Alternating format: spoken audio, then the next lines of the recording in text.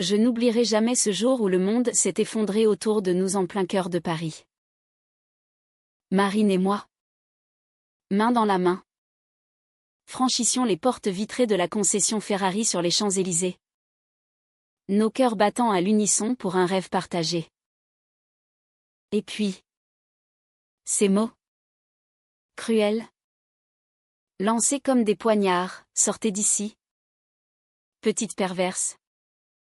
Ce n'est pas un endroit pour vous. Démonstration.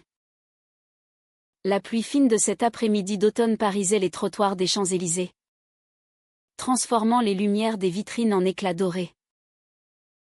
J'avais 17 ans. Maëlle.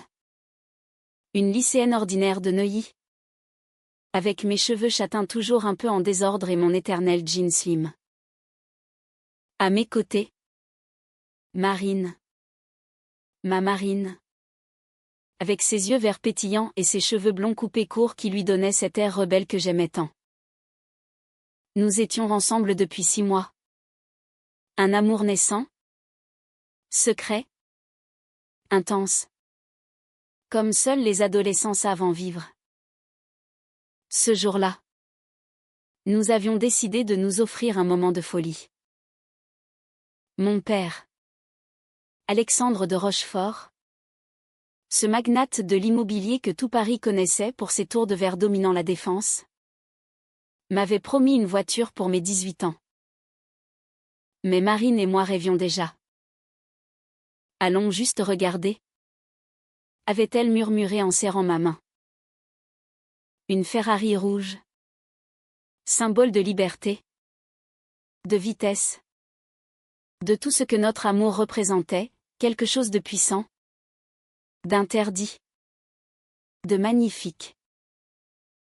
La concession était un sanctuaire de luxe, sol en marbre poli, voiture rutilante sous des spots impeccables, l'air embaumé d'un parfum coûteux. Nous entrâmes, excités comme des enfants. Je touchais du bout des doigts la carrosserie d'une 488, imaginant déjà nos escapades sur les routes de Normandie.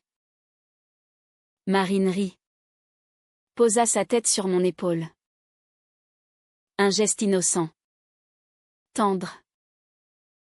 Puis, nos regards se croisèrent, et sans réfléchir, je l'embrassai légèrement sur la joue. C'est là que tout bascula.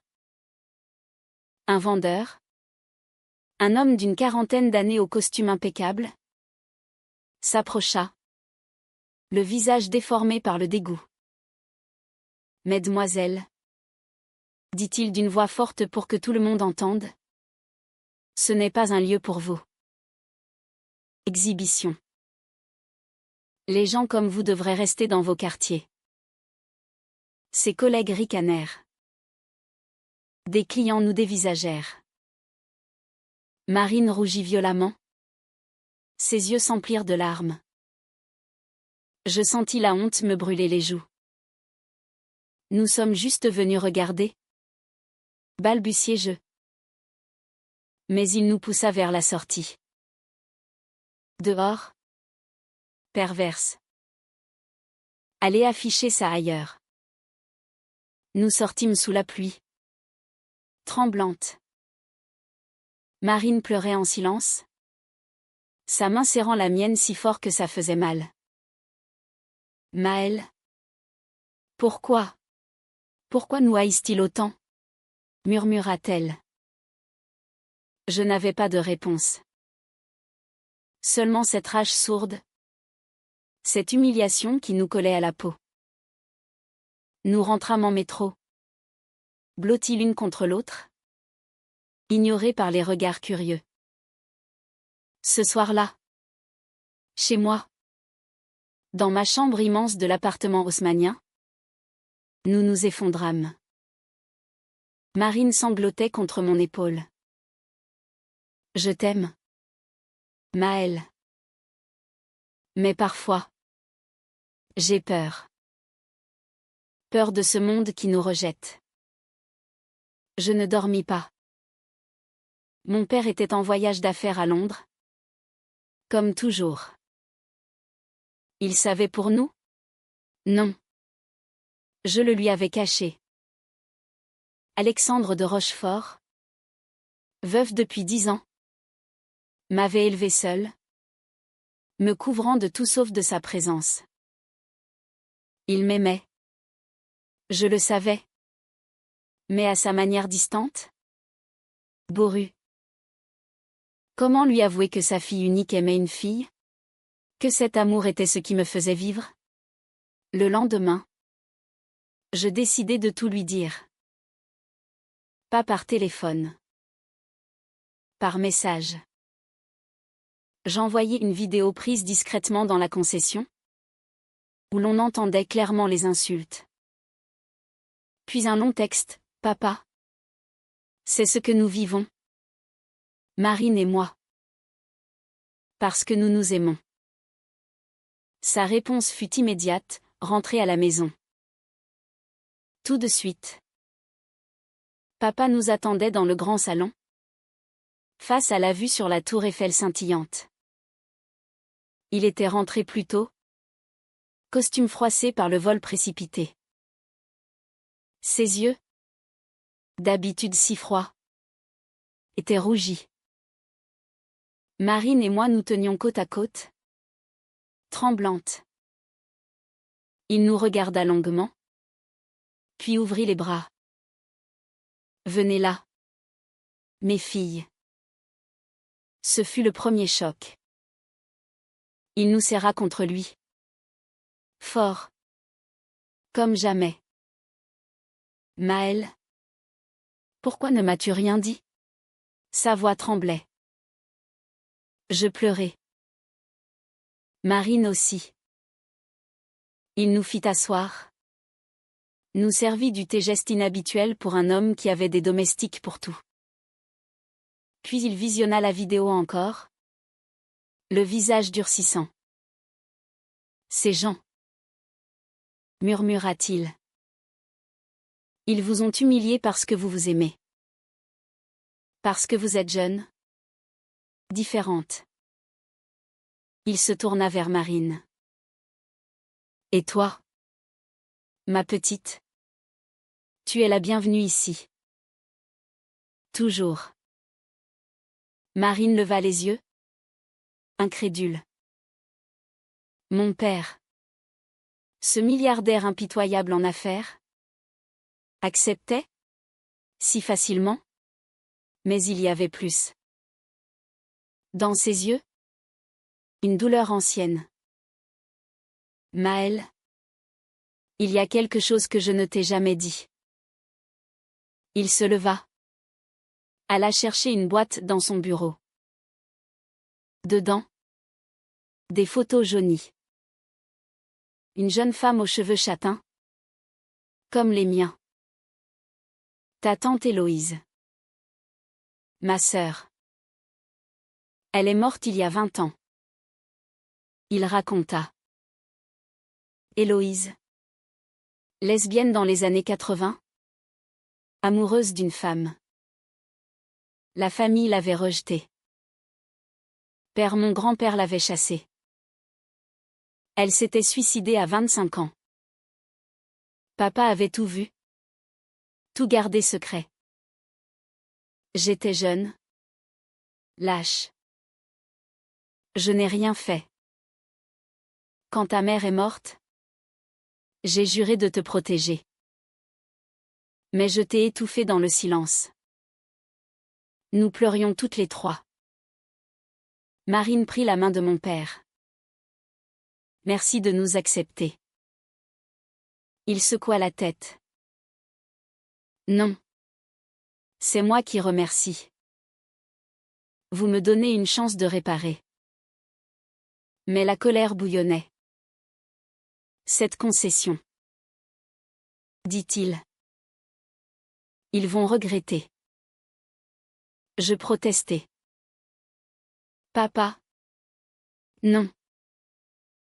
Pas de scandale. Mais il avait déjà décidé. Pas une vengeance brutale. Mais quelque chose de plus profond. Les jours suivants furent un tourbillon. Papa insista pour rencontrer les parents de Marine. Sa mère, divorcée, ouvrière, fut intimidée par notre appartement. Mais papa l'a mis à l'aise, offrit son soutien. Marine emménagea chez nous temporairement. Ses disputes avec sa mère étaient violentes depuis qu'elle avait fait son coming out. Pourtant, des ombres persistaient. Au lycée, les rumeurs couraient. Des filles nous évitaient. Des garçons nous harcelaient. Une lettre anonyme arriva, perverse. Vous brûlerez en enfer. Marine s'effondra. Maëlle. Et si on arrêtait? Si on se cachait? Ces mots me déchirèrent. Notre amour, si pur, devenait une source de douleur. L'hiver s'installa sur Paris. Froid et gris. Notre relation se renforçait dans l'intimité. Mais le monde extérieur nous broyait. Papa, lui, agissait en silence. Il acheta discrètement des parts dans le groupe propriétaire de la concession. Pas pour détruire, mais pour changer. Un soir, il nous emmena dîner au Fouquet's. Demain, dit-il, nous retournons là-bas. Ensemble. J'eus peur. Marine aussi. Mais ses yeux brillaient d'une détermination nouvelle. Le lendemain, 2 Rolls-Royce fantômes noirs s'arrêtèrent devant la concession. Nous en sortîmes. Élégante, Marine en robe noire simple. Moi en tailleur. Papa, imposant, nous tenait par l'épaule. Le même vendeur pâlit en nous voyant. Bonjour, dit papa calmement.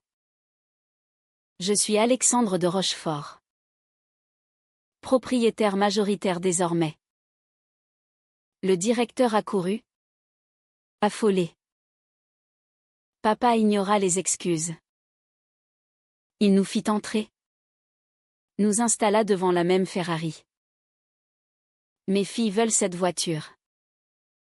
Pour leurs 18 ans. Le vendeur balbutiait. Papa le fixa. Vous les avez humiliés. Jugés. À cause de leur amour. Il raconta l'histoire d'Héloïse. Voix brisée. Toute la concession écoutait en silence. Puis, le twist. Papa annonça une fondation, pour les jeunes LGBTQ+ rejetés. La concession deviendrait un lieu inclusif, avec formation contre les discriminations. Le vendeur fut licencié. Mais pas ruiné, papa croyait à la rédemption. Nous repartîmes avec la Ferrari. Marine au volant. Moi à ses côtés. Papa suivant en Rolls. Sur les champs. Sous la neige naissante. Nous nous embrassâmes. Pas cachés. Libres. Mais le vrai conflit surgit plus tard. Marine reçut une lettre de son père biologique. Absent depuis des années. Il avait vu les journaux, notre histoire avait fuité. Il voulait de l'argent. Menaçait de scandale. Ta fille est une honte, écrivit-il à ma mère de Marine. Marine craqua. Maëlle, je suis un fardeau. Ton père est riche. Accepté. Moi, je traîne la misère. Compréhension douloureuse, nos mondes différaient. J'étais protégée par l'argent, elle. Exposée. Les tensions montèrent. Le père de Marine débarqua. Ivre. Devant chez nous, Papa le fit entrer. Une confrontation terrible. Vous corrompez ma fille, hurla-t-il. Marine pleura, tu m'as abandonné. Il révéla un secret, il avait su pour son orientation. L'avait frappé enfant pour corriger. Papa le chassa. Porta plainte. Mais le mal était fait. Marine s'isola. Doutant. Et si notre amour était une erreur? Si la société avait raison? Je luttais. Nuit blanche à parler? À nous rappeler nos moments, promenade sur la Seine? Rire volé. Papa nous envoya en week-end à Deauville. Dans sa villa. Là. Sous les embruns. Marine avoua, j'ai peur de te perdre à cause de mon passé. Au drame, une dispute éclata. Je lui reprochai sa faiblesse, elle. Mon privilège. Tu ne sais pas ce que c'est d'être pauvre et queer, cria-t-elle. Elle partit marcher sur la plage. Seule. Sous l'orage. Je la cherchai. Paniquée. La trouvai effondrée sur les rochers. Maëlle. Je t'aime trop. Ça fait mal. Nous nous réconcilions dans les larmes. Promesse d'affronter ensemble. De retour à Paris. Un nouveau choc. Des photos volées de nous par des paparazzi. Journaux People, la fille du milliardaire et sa petite amie, scandale lesbien. Papa furieux. Mais protecteur. Il organisa une conférence, annonça publiquement son soutien. Lança la fondation avec des millions. Pourtant, au lycée, l'enfer. Harcèlement intensif. Marine fut agressée verbalement. Elle voulut tout arrêter. Séparons-nous, Maëlle. Pour ton bien. Le climax arriva un soir de printemps. Marine disparut. Un mot, je t'aime. Mais je dois te protéger. Adieu. Panique. Papa mobilisa tout, police. Détective. Je errais dans Paris. Désespéré. Revivant nos souvenirs. Je la trouvai gare Montparnasse. Sac à dos. Billet pour Brest chez une tante. Je courus. Marine. Non. Ne pars pas. Cri. Larmes sous les néons froids.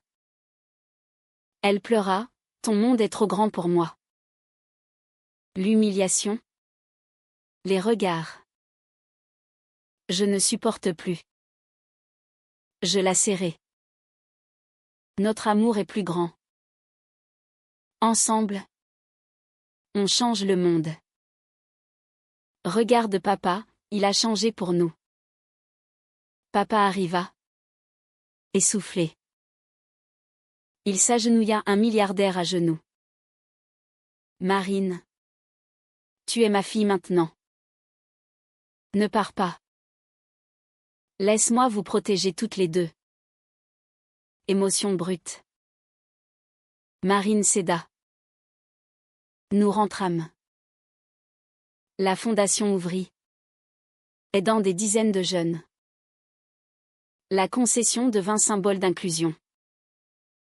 Années plus tard, nous vivons ensemble. Étudiante à la Sorbonne. Papa. Fier. Nous soutient. L'humiliation devint force. Notre amour. Triomphant. Paris nous a blessés. Mais aussi guéris. Dans cette ville de lumière, nous avons appris que l'amour vrai surmonte tout, préjugés. Secret. Douleur. Et parfois, Un père milliardaire aide. Mais c'est le cœur qui gagne.